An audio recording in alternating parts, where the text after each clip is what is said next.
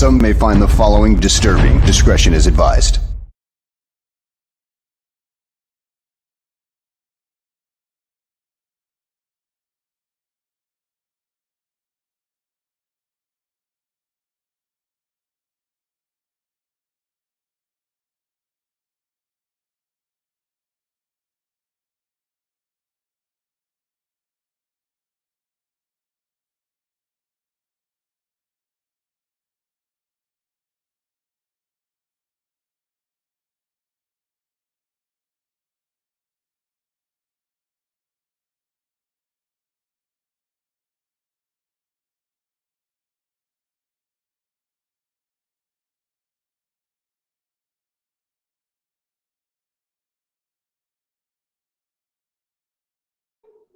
What's happening, everybody? Welcome into another edition of the Mac and Reed Show right here on the Barroom Network. Remember, if you've missed any of our previous shows, they are on YouTube. We are streaming live on YouTube right now, but you can also catch the recordings on iTunes, Spotify, wherever you get your media. Remember to like, subscribe, tell a friend or two.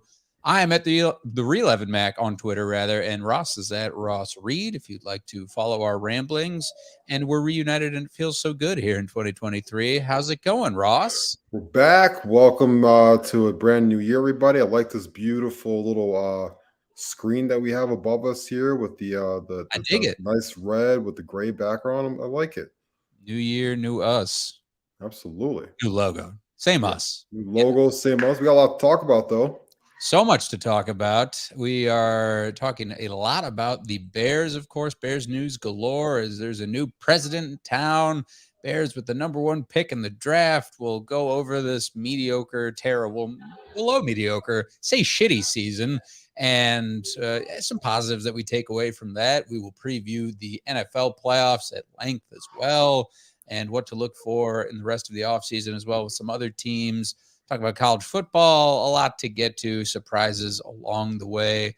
The breaking news, though, if you've followed Aldo on Twitter, though, is Aldo got a pimple, everyone. So pray for him and get him some damn Proactive or Clearasil, whatever the kids use these days. More on that at 9. But to begin, we're really talking Bears heavy podcast and show today, and we'll start with the most recent news that was rumored on the last show we did, I believe, and talking about Kevin Warren being named president and CEO, as we talked about replacements for when Ted Phillips would step down after 40 years with the Bears.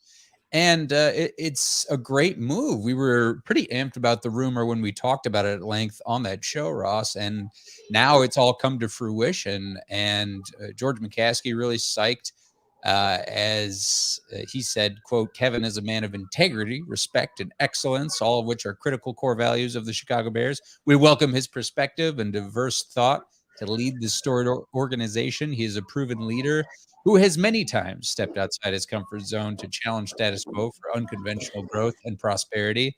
This is quite the quote. In this role, Warren will serve in the primary leadership position of the franchise to help bring the next Super Bowl championship trophy home to Bears fans. That's really all you need to say, George. But it's a home run for sure. We are very pumped here on the Mac and Reed show about the move. And as we talked about Warren's candidacy and how he jumped from the Big Ten as commissioner, and he had some good times as far as being in the NFL and being around the league as far as the Minnesota Vikings. And it's just a huge move and a really big step in the offseason when it hasn't even doesn't really feel like it's even begun.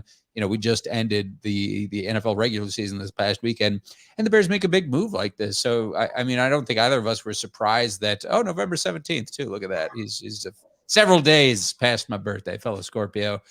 And, we like the hire. Well, Ross, what do you think? What else can you add?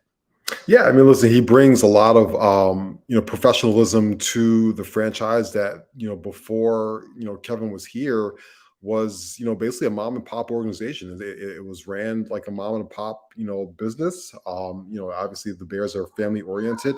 It feels like Kevin, I believe, is one of two guys to really be brought in from outside of the organization in these really premier roles. A lot of times they try and keep it in-house.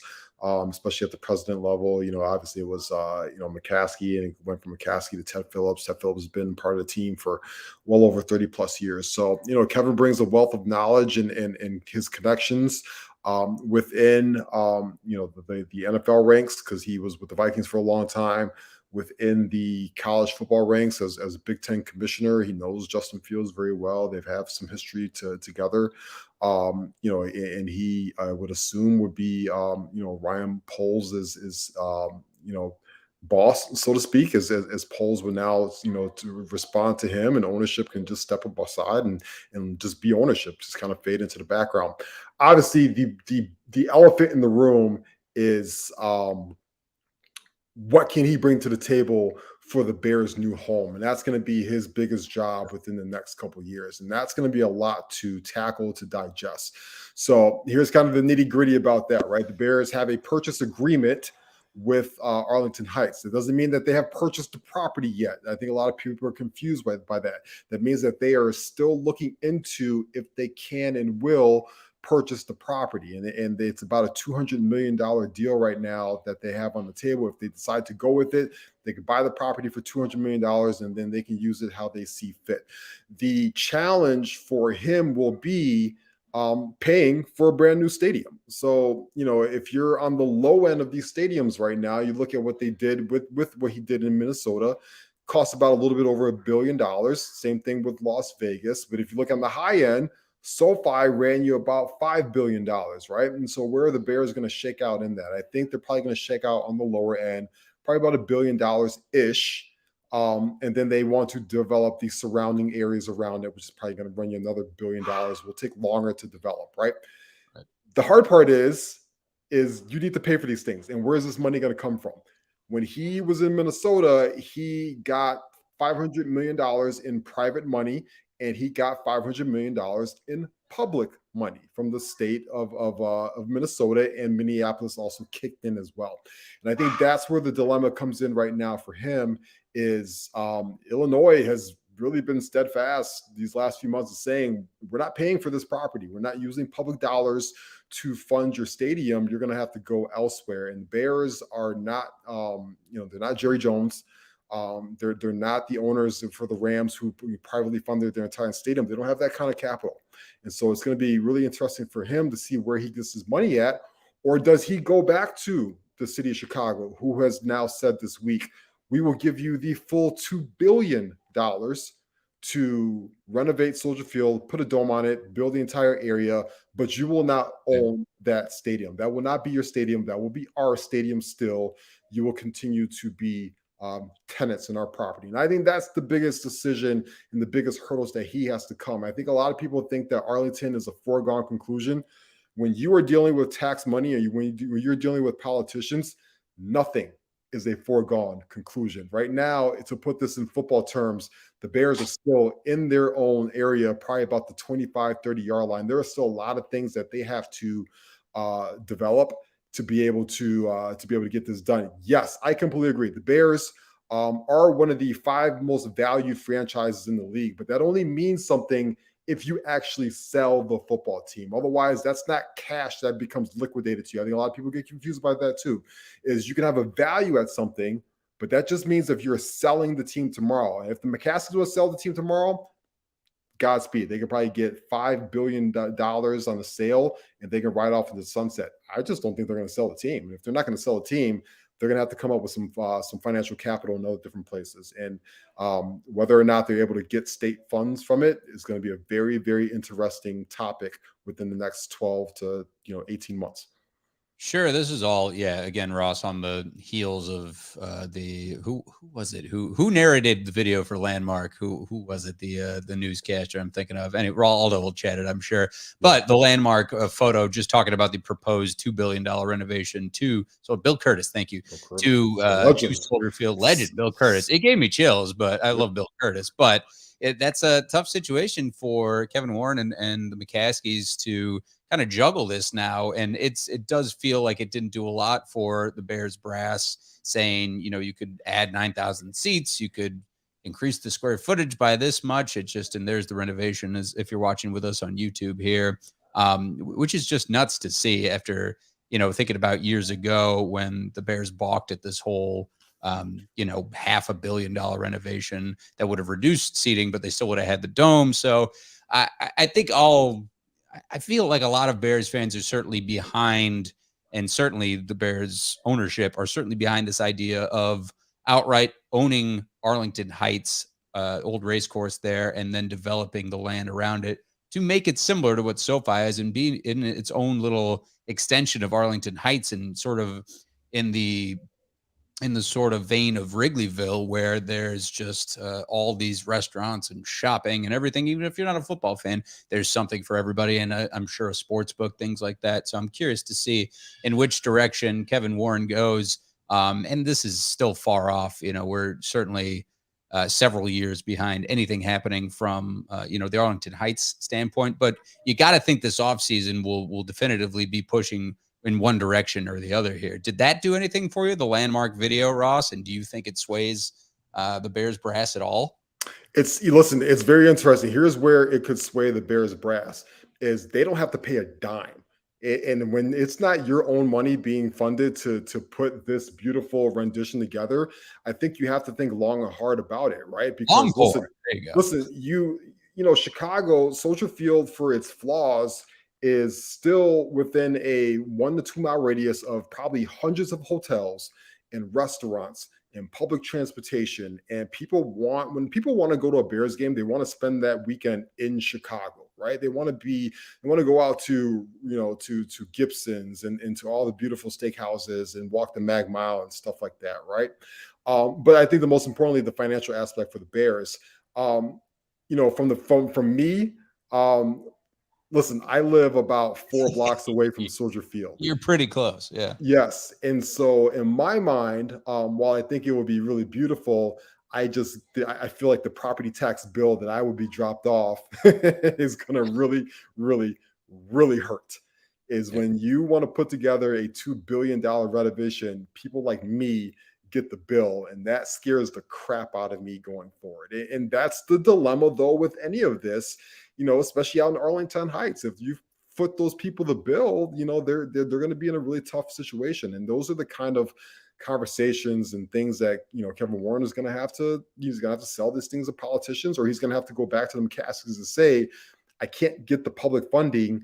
If Chicago is willing to pay for all of this, then this is probably the best solution that we have, unless you want to sell this franchise to somebody that could pay for it all. Because Jeff Bezos can walk in tomorrow, buy the Chicago Bears and say, you know what? I'm building Arlington Heights, everything you want, and then some. I got that money in my sofa cushions right now. The McCaskies don't have that. And so that's where we're going to see how this all shakes out over the next, it's going to take months. And that's why people get excited about these things. But it's like, hypothetically, we might be such a long way away that we don't know if even, as we transition to on-field stuff, we don't know if Justin Fields will even be the quarterback by the time all of this is done. You think a build-out takes 5 years or so. Like, you don't know that, right? Because they don't even have the purchase agreement is not done. The funding is not there. So they're not even close to breaking ground. So we're a long ways away from this. Yeah, it's worth saying Arlington Heights residents aren't that gung-ho about it too, to your point about you living in the South Loop, Ross. There's pros and cons alike, right? It'll create jobs but it's all about the money and where it's coming from, right? And then how it's going to affect the area. But we're a long ways off from that, and we've barely scratched the surface of the Bears offseason.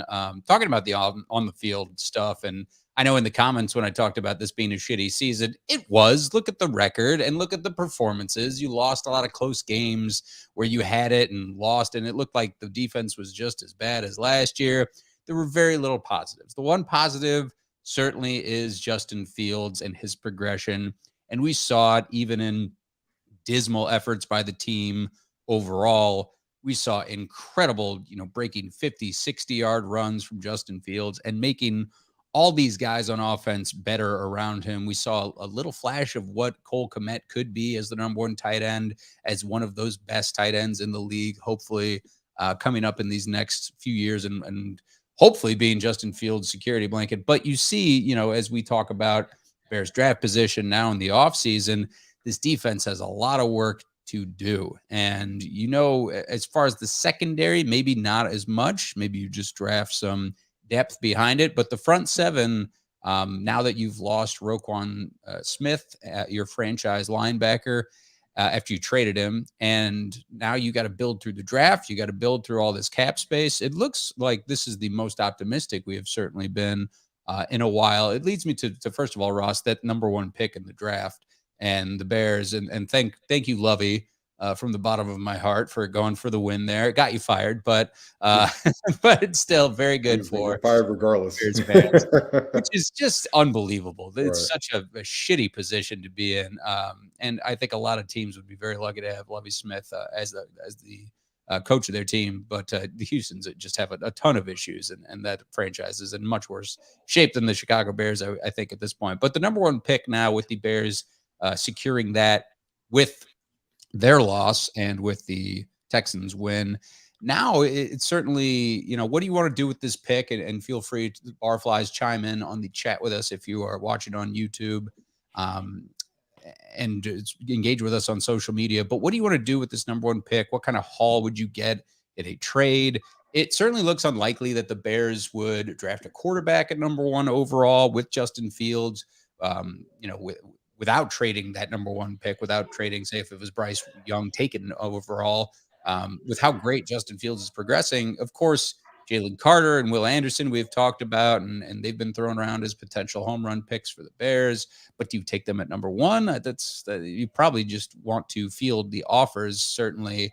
If you are Ryan Poles in this situation, it sounds like other teams are going to be very gung-ho for these top-tiered quarterbacks in CJ Stroud and Bryce Young, who had pretty good college football playoffs or bowl games, and you see the potential there. And we'll see as the offseason develops and their pro days and all that alike, if it drops at all, any potential there. But Ross, I'll put you in the GM position. The Bears are certainly in a great position, and it would take a lot of bad luck to screw it up, but if you're holding that number one pick right now, I know you're certainly on the side of them fielding calls, but do you have any other sort of philosophy of what to do with the number one pick?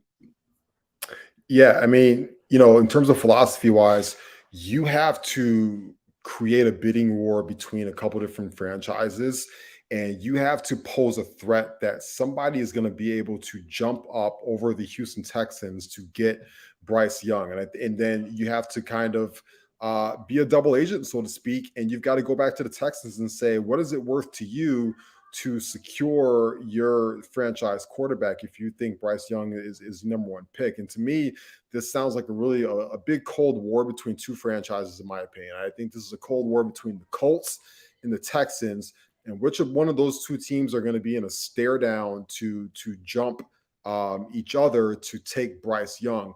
If I was a betting man right now, I would say that the Colts are the team that will trade up with the Chicago Bears from 4 and get that first overall pick. And it makes a lot of sense for them.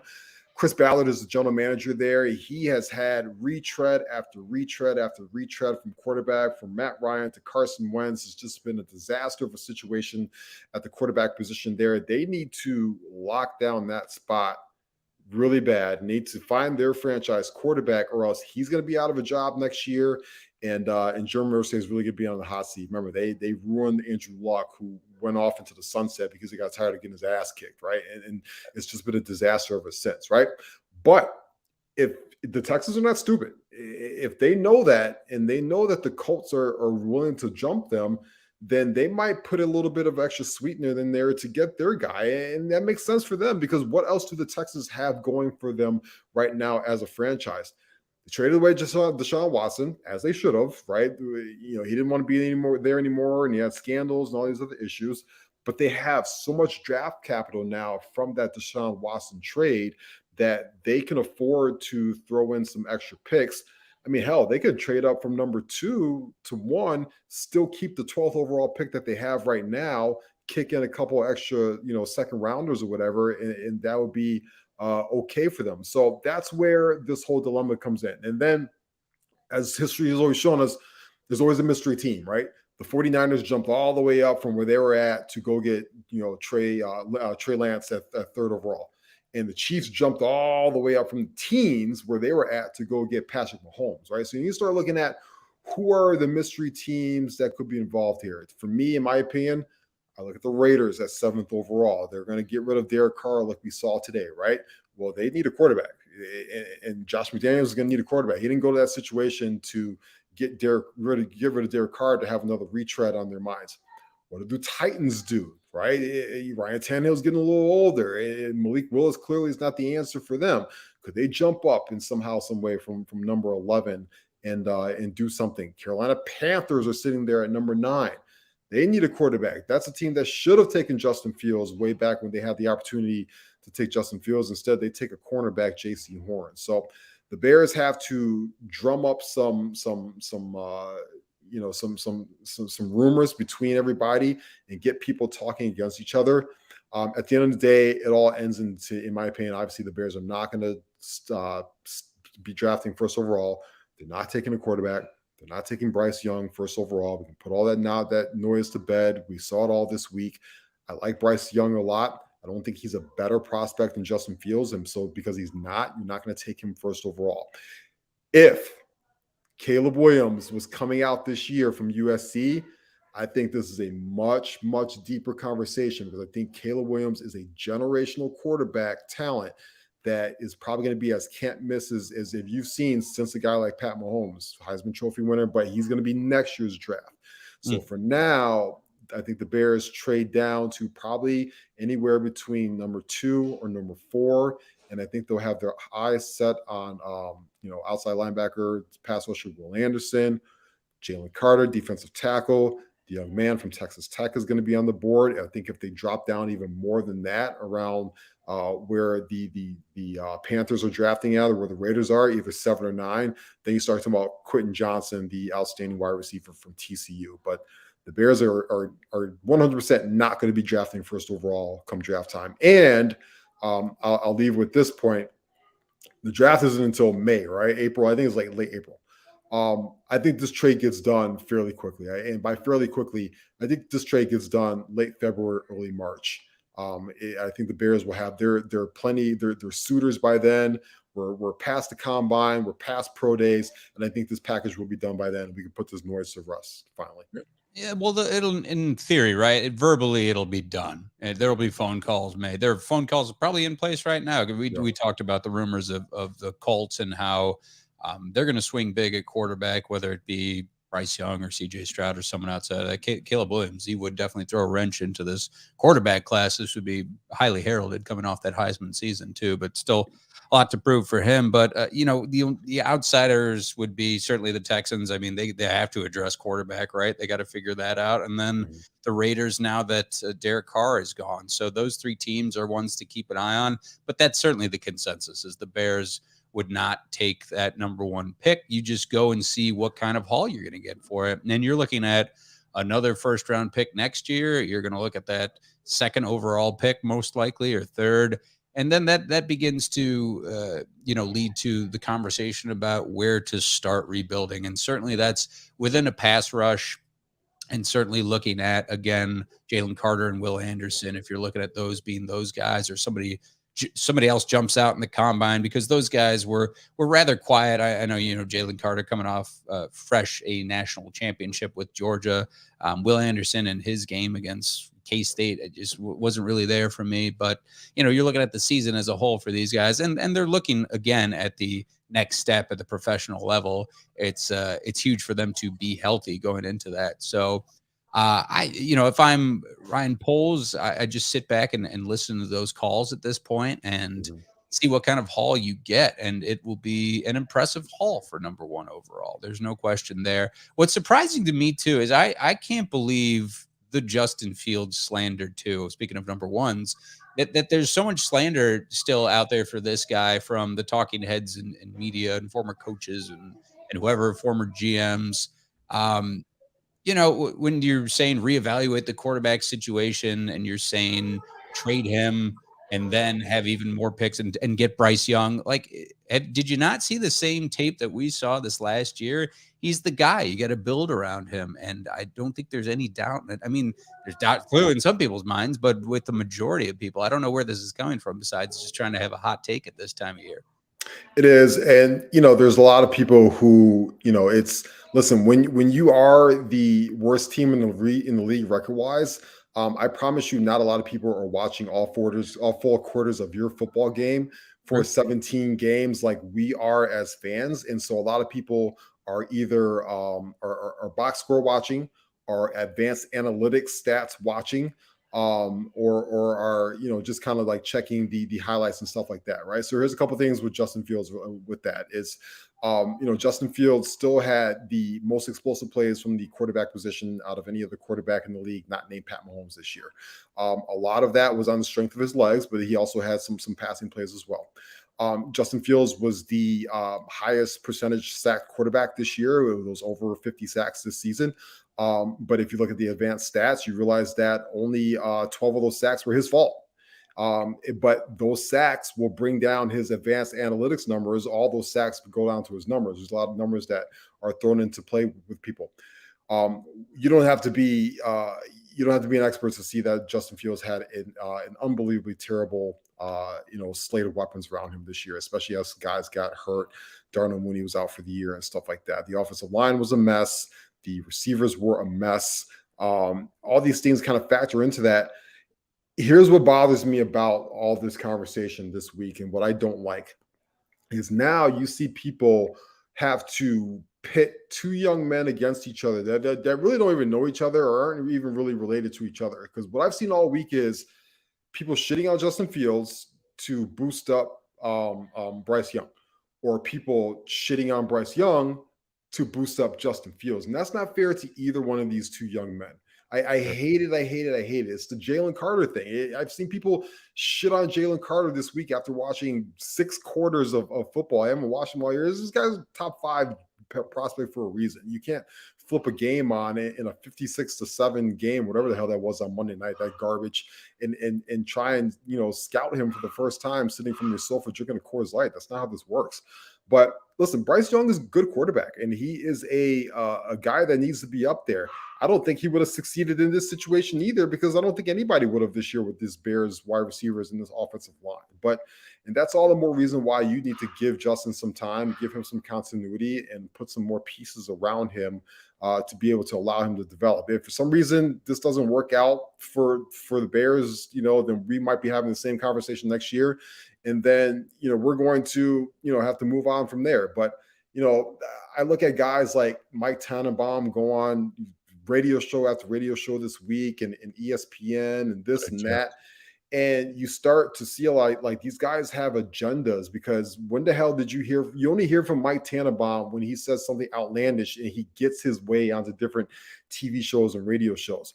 This is the same guy that was an abject disaster as a general manager, and brought in some of the worst quarterbacks to start games in the history of the NFL. I don't give a good goddamn what Mike Tannenbaum thinks about Justin Fields or the quarterback situation in this league right now, along with a lot of other people who are really just talking out of their head right now. All that matters is Ryan Poles believes in him, and I think he does. Kevin Warren believes in him, and I think he does. And Matt Eberflus, Gutsy, they believe in him. And you go out there this year and you find this young man the best 5 offensive linemen you can, and get him some more goddamn weapons, please. And I think this Bears team will be just fine. And fix that damn defense. Allow him, right? Listen, there were games that he said it in this. He said it in his offseason presser, right? In his final presser of the year. Listen, there were games he was like, "Listen, we were scoring 30 points a game and we still lost." That's not on him, right? That's on that Swiss cheese of a defensive line that you put out there. So fix that defensive line, get some linebackers, fix the talent around this roster, and I promise you, the same way they were talking about Jalen Hurts and Lamar Jackson and Josh Allen, you're going to be talking about Justin Fields and flipping the script a year or two from now. Inspiring.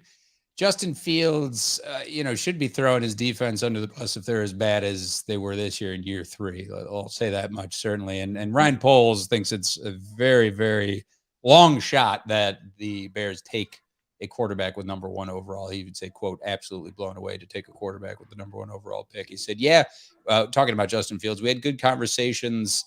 I'm excited for the direction he's going in. As I mentioned before, he knows where he has to improve. I think he mentioned that the other day. We're excited about his development, where he goes next. He showed ability to be impactful with his legs.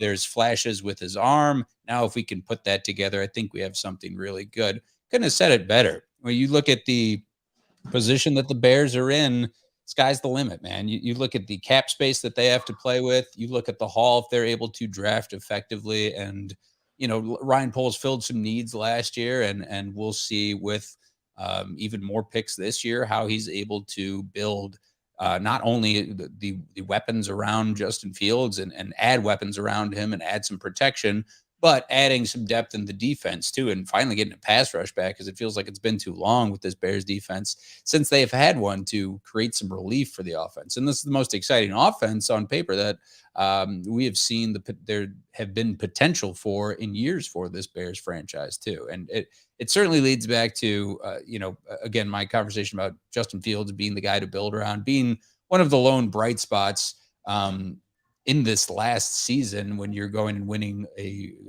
franchise worst 10 straight games, tanking like it was hot. It was an impressive tankathon for sure. But I'm super optimistic. I think they would have to screw it up pretty bad as far as just have a bad string of luck. But I got faith, especially with this new president, and certainly with the way that Ryan Poles has conducted himself. And I'm sure Matt Eberflus will have some sort of say in it. And that sort of leads me to my last point as far as the Bears go, Ross. And what did you think of Matt Eberflus and how he is set to be the head coach going forward too? He's really one of the only pieces we haven't talked about is coaching. Yeah, listen, Ryan Poles talked about it during his end of the season press conference. The Bears led the league in snaps by rookies by 1,000 over the next team this year, right? And still, they found the way to be the third least penalized team in the NFL. And I think that is a testament to Matt Eberflus and that hits principle that he brought in. And I just think he reminds me a lot, and this is not negative at all, because this guy was a good coach for a while, but it reminds me a lot of John Fox and bringing stability to a situation and bringing an adult in the room to stabilize people and bring some professionalism in there and allow these young men to grow into grown men quicker than normal. And I think that's going to really pay dividends when they get more talent in there, because listen, we've seen this from before, especially in the Matt Nagy era. Those 3 to 4 penalties a game could be the difference between you winning a playoff game or not winning a playoff game. So you need to set those kind of foundations early on, as Ryan Poles brought that blue Lego piece out there the other day saying that they were building the foundation. Those things are really important, because it's going those little intricacies going forward are going to be important. I've always felt like the head coach in the NFL was at his best when he was a CEO of the football team. I don't necessarily need a rock star play caller, so to speak, to go out there and run some hot shot offense or some hot shot defense or something like that. I need a guy that's going to be able to command 53 personalities in the room, that's going to be able to hold his players and his coaching staff accountable, that's going to be able to, have people be professional on and off the field, no scandals, no issues, least penalized teams that can execute, things like that. It's why I really love John Harbaugh from the Ravens. It's why we all love Mike Tomlin from the Steelers. These guys are in that same mold. So I think the future is bright for Eberflus. Let's get him some more talent, especially on in the trenches, because I think that's probably where he really sees his football team lacking. And I think this Bears team is going to be able to compete at least for one of those last playoff spots next year, right? If they spend their money wisely, and they have a ton of it, as we know, they got over $100 million, $115 million in cap space. And they have, I believe, 9 picks in this draft, and that's without them trading down right now. If they spend their money wisely and they draft well, there's no reason why they can't be like the Jacksonville Jaguars this weekend and playing in a playoff game.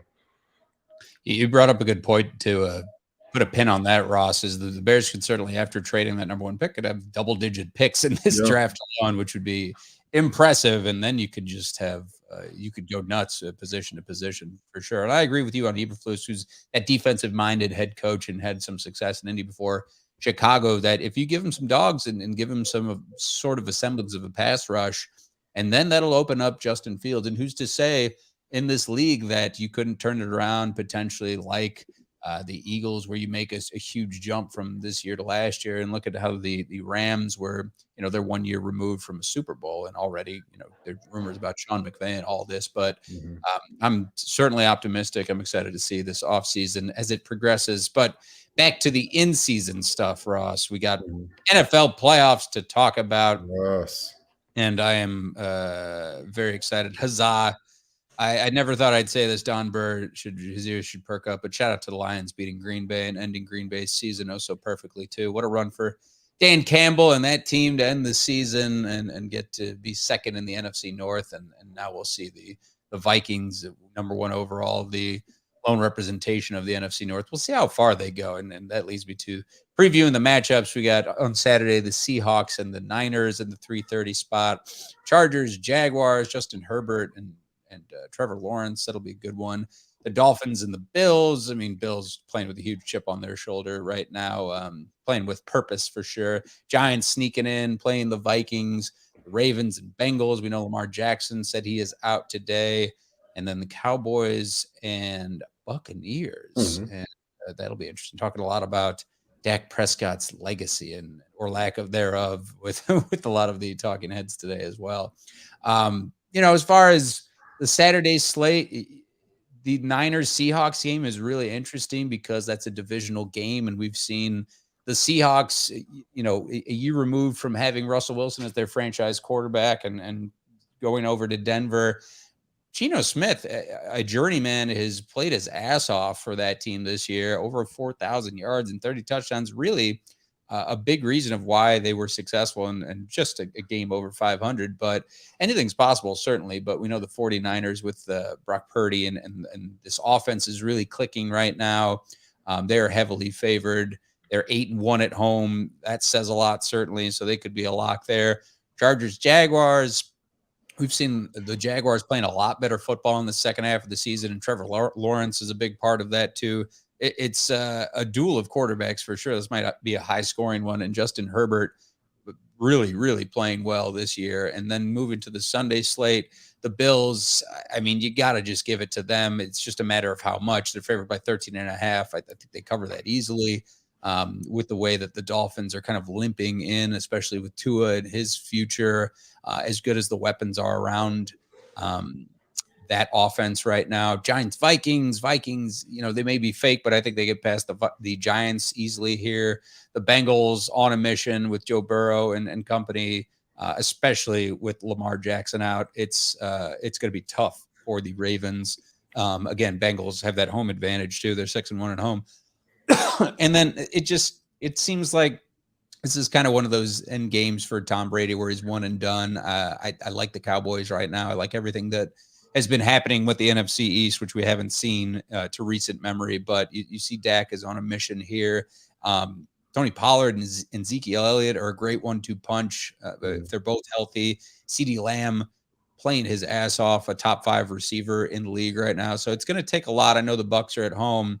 But that could be a very close game as well. What are your thoughts on all these wild card weekend matchups, Ross? My first thought is I'm going to go old man here and say, You would. yep, I hate the 7 seeds. I there it is. I said it. Listen. That's not too old, man. Yeah. I know we like extra football. I know we always say more football is better. Not in this case. Last year, those 7 seeds, they both got blown out last year in the wild card weekend. And you can't tell me that you can get excited about the Seahawks going into San Francisco this year as double-digit favorites, or looking at Skylar freaking Thompson going in Buffalo and DeMar Hamlin and that entire situation. You know he's going to be there. You know he's going to be in that stadium in a box, firing up that crowd. Skylar Thompson this weekend, the Dolphins have been playing absolute dog shit for the last 5 to 6 weeks. The Seahawks have been bad too. I sooner would have rather just given those 2 football team bye weeks and we can just kind of condense this schedule a little bit and have better football this weekend. But I digress. I just don't like the 7 seed. I don't think the extra week in the season is beneficial to people. And I also don't like that extra team. I just think we're getting diluted playoff football. But with that said, I love the 49ers. I love the 49ers. I think they're going to the Super Bowl. I think that, Ooh, even with Brock Purdy at quarterback, this team doesn't skip a beat. I think they're the most talented roster in the NFC from top to bottom. I think their defense is absolutely outstanding. Christian McCaffrey was a game changer of a trade for them, especially with Brock Purdy, because he throws the screen ball better than anybody, and he throws the ball well from out the backfield. They're getting Debo Samuel back. Brandon Ayuk has been an outstanding receiver all year long.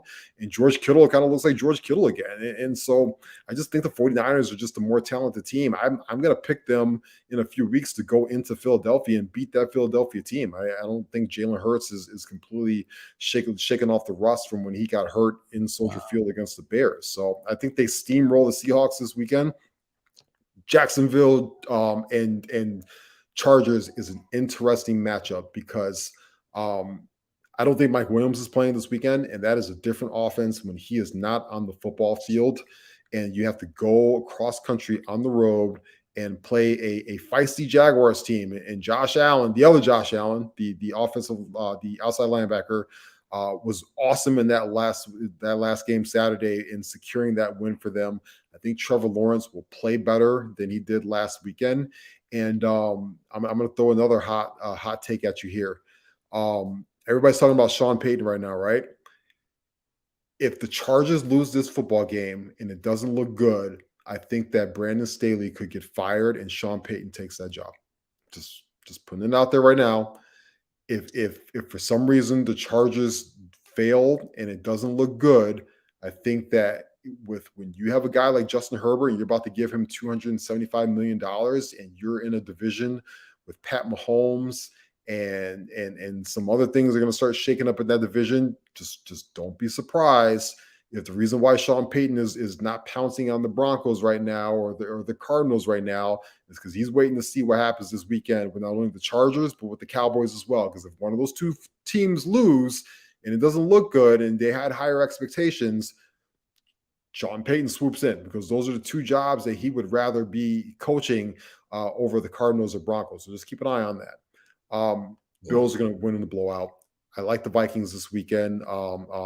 Hesitant to say that, but the Vikings throw the ball downfield better than most teams in the league, and the Giants cover against downfield passes, the worst in the league. They actually are the most penalized team in the NFL in pass interference downfield, and so that just doesn't feel like a good matchup for me for the Giants on the road. Love the Bengals. I actually think the Bengals are also going to the Super Bowl this year. So my 49ers and Bengals are my Super Bowl bet. And last game, let's see if Tom Brady's got one more in him, right? Because I think that the Cowboys are not a good football team outdoors in grass. They struggle. Dak Prescott has looked like garbage the last couple of weeks. And so if he struggles in that spot, are you ever going to bet on Mike McCarthy? I'd rather bet on Tom Brady over Mike McCarthy. So I'm not going to pick the Buccaneers to win that game right now. That feels like a toss-up to me, but it wouldn't shock me if they did win that football game Monday night. Interesting thoughts all around. With the Chargers and the head coaching swap would be a huge shakeup with the success from that young coach and Staley. And so as far as a Super Bowl pick, if we're just fast forwarding ahead, as we've already sort of given our picks for Wild Card Weekend, I like the Niners pick, but Brock Purdy, I feel like will only carry them so far, but we will see as Mr. Irrelevant is making a run for the ages here. I still like the Eagles. I think with that rest, it'll be huge. Just the talent around Jalen Hurts and the team around him will be able to carry it. I know they're off this weekend, and sometimes that bye really does not do teams a good service. They want to roll in and keep playing well.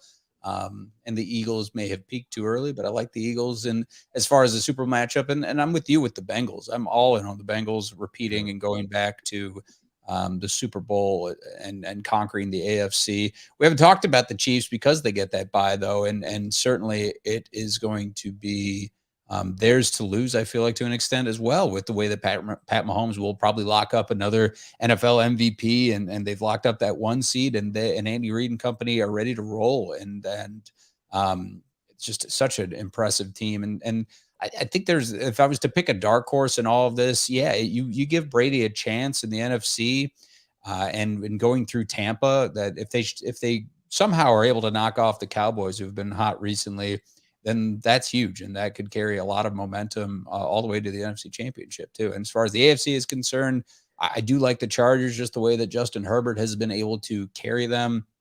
But don't sleep on Trevor Lawrence and Etienne and Christian Kirk and just the way that this team is assembled. They're certainly peaking at the right time, and that says a lot about that franchise, the way they've turned it around and come full circle when they were so bad too, so recently.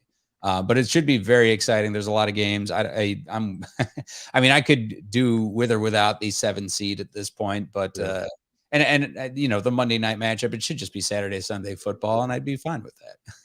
You can always tell if the NFL thinks the game is shitty by the time of day that they put it on.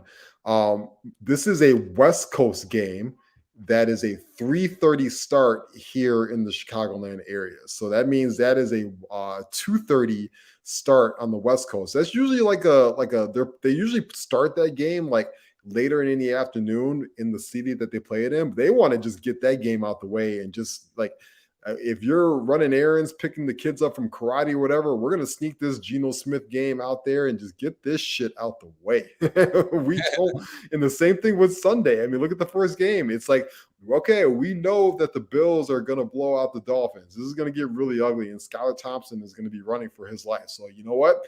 Here's that football game at 12 o'clock Central Time, baby. He's just throwing it right at you.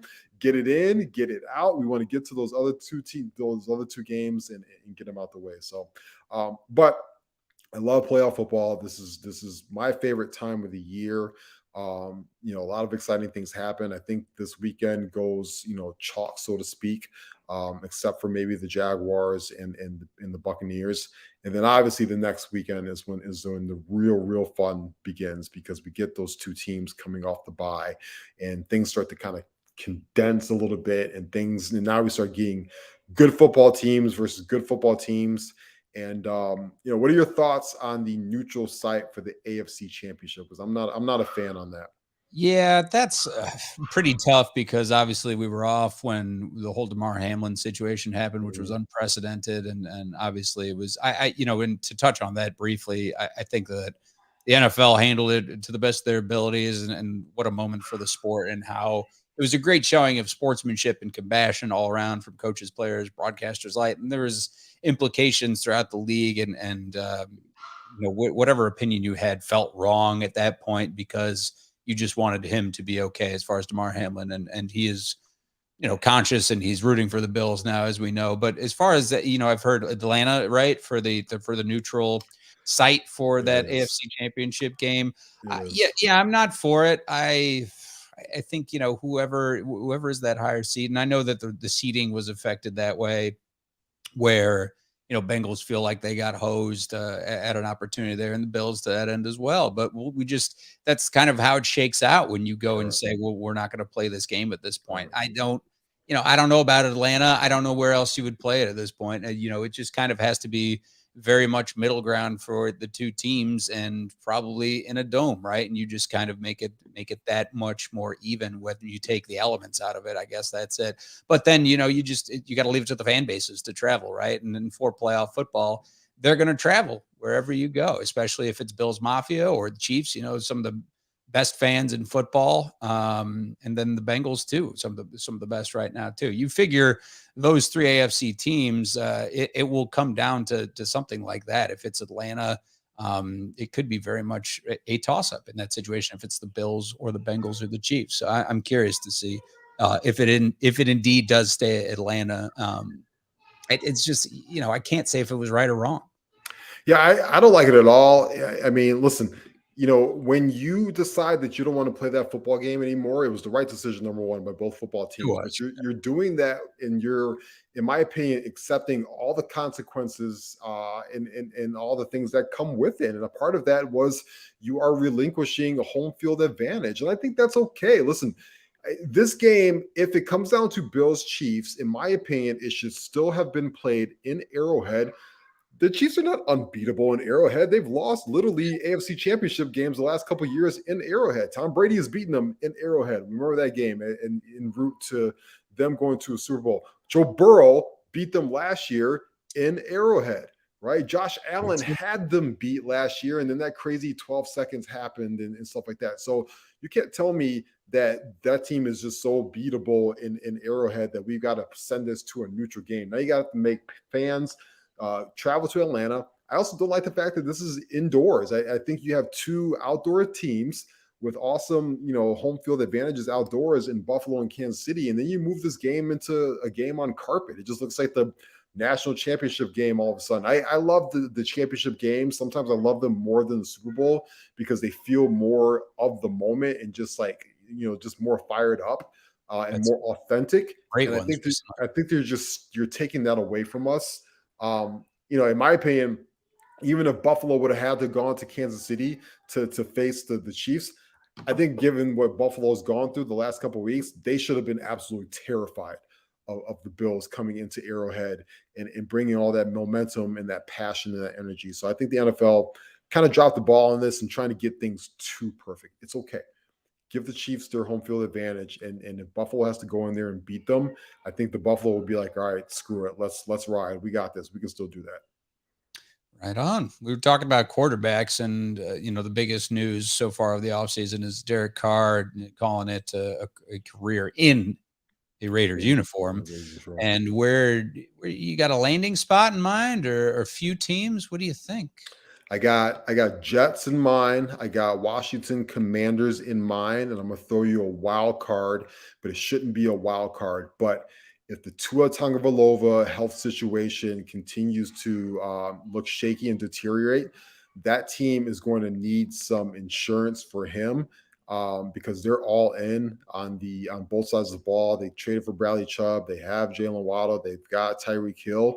I think that could also be a sneaky Derek Carr spot if Tua needs to miss more time because of those head injuries, or just in general, if you've seen from this year, he can't play an entire season. I think that's a sneaky Derek Carr spot. So I would look at the Dolphins as a wild card, but definitely Jets and Commanders as the top two teams for Carr's services.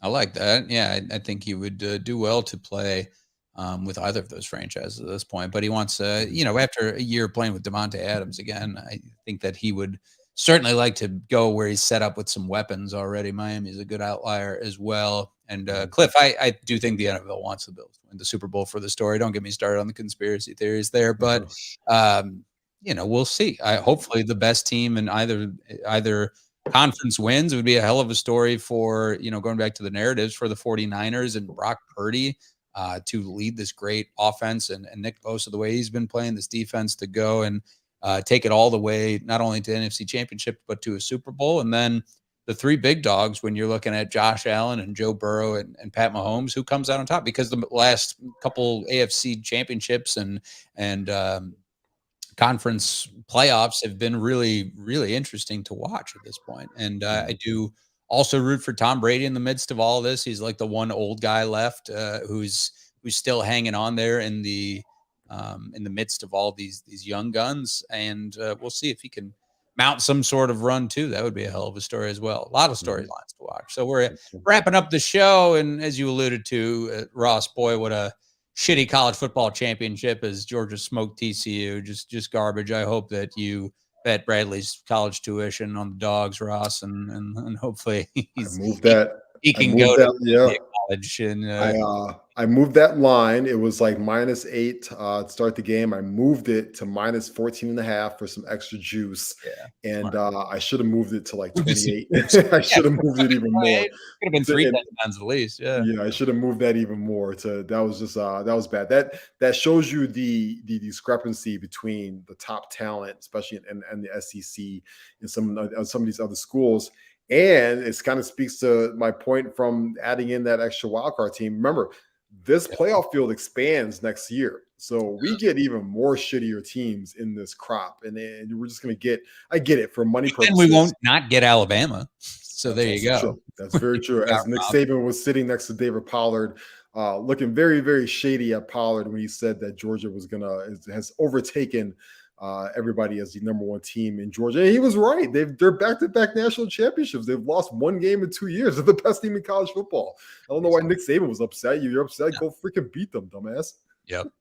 Yeah, 100%. It was, Georgia players. It was just, it was completely overmatched. And we know that that game against Ohio State with Georgia was really for ultimately, I feel like the national championship, and poor showing for the Big Ten overall as far as bowl and college football season. But yeah, not a sure thing in a while as far as Georgia's concerned. Are you following the NBA at this point? And, we're ahead of the All-Star game almost. And I mean, Bulls news, it's just Bulls, suffering a terrible loss to Washington last night, where Zach LaVine apparently did not know the score. And it's just more typical Bull stuff, right? And more midseason NBA basketball, where anything could happen in the second half, certainly. But we know that LeBron will likely eclipse Kareem at some point very soon. He's leading the All-Star voting at this point. But as far as top dogs in the NBA are concerned, it's still very much up in the air. It's very much up in the air. I think the last time we were here, I told you pay attention to Jokic more. He's having another MVP season. He might win his third straight. He's got that team right now #1 in the Western Conference. So right now, they to me look like the best team on paper in the West to be able to go to the NBA Finals. In the East, it's still a toss up because Milwaukee, Giannis looks amazing still. He's still at the peak of his powers, but they have to get healthy. They don't have Chris Middleton out there right now. They just got Drew Holiday back. They got to get healthy. Joel Embiid is dealing with a foot injury right now. Kevin Durant is out. Celtics still look good, but just goes to show you NBA has such a long season. We are still at least a good 2.5, 3 months away of meaningful basketball and starting to really lock in who are our #1 contenders going forward. So it's good to kind of, still watch some football here, get that out the way. And then, usually right around Super Bowl time, after Super Bowl is when we can start really focusing in on the NBA. And then we get some pitchers and catchers coming back to report, which would be fun as well as it was, the sun went down today in Chicago almost at 5 o'clock. So we have on the other side of the hump, and we are quickly approaching where that gets pushed out a little bit longer. Remember, March 12th is daylight savings time, so we are exactly 2 months away from hopefully a light at the end of the tunnel and in those 7 p.m. sundowns in warmer weather.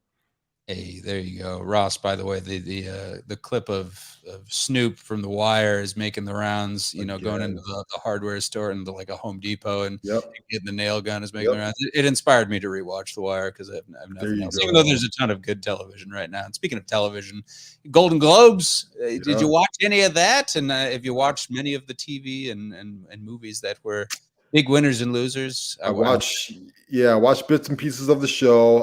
I watched House of the Dragon. I watched Blackbird. That's one. I watched White Lotus. That one. Those were all deserving. I watch Abbott Elementary now and then. It's kind of a fun show to pop in and out of. Movies wise, I know the science fiction guys. Shout out to them. They are going to be coming on at 9 p.m. Central as they talk about the top sci-fi movies of 2022 this year.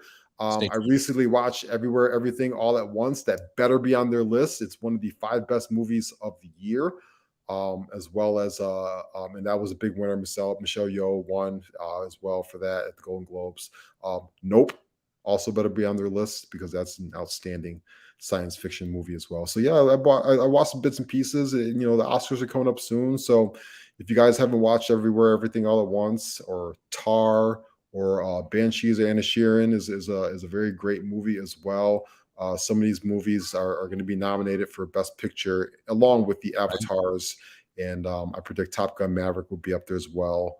Watch those movies; they're all. This is the time of year to catch up on quality prestige TV and movies, or just watch The Wire again. I've watched it five times now from start to finish in my lifetime. So I'm always down for a Wire rewatch. It's one of those things I always say that about like Arrested Development, where you go back and you notice different things about it too that are very interesting, whether it be dialogue or some little details that you forgot about because there's so much going on in different storylines. And as far as the TV and the movies that you were talking about, I got to check out the Banshees of Inisherin, The Menu, which I'm sure probably gets snubbed at some point. Everything Everywhere All at Once. A lot of this is on your streaming services, people. So go to HBO Max, go to wherever to enjoy such media.